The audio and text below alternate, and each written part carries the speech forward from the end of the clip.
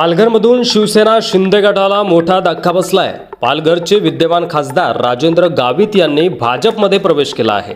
यावेळी उपमुख्यमंत्री देवेंद्र फडणवीस आणि भाजपचे प्रदेशाध्यक्ष चंद्रशेखर बावनकुळे उपस्थित होते।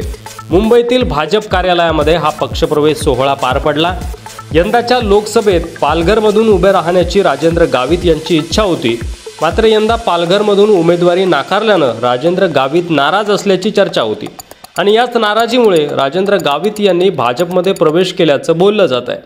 दरम्यान पालघर मतदारसंघाची जागा भाजपच्या पत्रामध्ये पाडून घेण्यात देवेंद्र फडणवीस यांना यश आलं होतं आणि त्यामुळे ही जागा भाजपला सुटली आणि त्यानंतर भाजपनं या पालघरमधून हेमंत सावरा यांना उभं केलं होतं। राजेंद्र गावित हे सुरुवातीला भाजपमध्येच होते, मात्र 2019च्या लोकसभा निवडणुकीदरम्यान त्यांनी शिवसेनेमध्ये प्रवेश केला होता आणि त्यानंतर ते शिवसेनेचे खासदार देखील झाले। मात्र त्यानंतर शिवसेनेमध्ये बंड झालं आणि राजेंद्र गावित यांनी एकनाथ शिंदे यांना पाठिंबा दिला।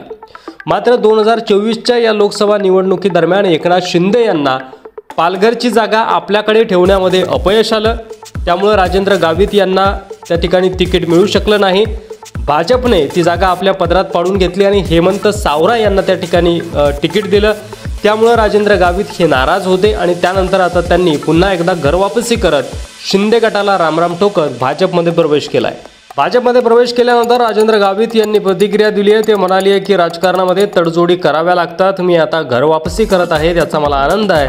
उपमुख्यमंत्री देवेंद्र फडणवीस आणि भाजपचे प्रदेशाध्यक्ष चंद्रशेखर बावनकुळे यांच्यावर मला विश्वास आहे। हे शब्द पाळणारे नेते आहेत। आता पक्ष जो काही जबाबदारी देईल ते आम्ही काम करू, पक्षासाठी आता काम करू, असं राजेंद्र गावित यावेळी म्हणाले। त्यामुळे एकनाथ शिंदे यांना भाजपकडून हा मोठा धक्का मानला जातो। यावर तुम्हाला काय वाटतंय? तुमचं मत कमेंट बॉक्समध्ये लिहायला विसरू नका। व्हिडिओ आवडला असेल तर शेअर करा, चॅनलवर नवीन असाल तर सबस्क्राईब करा।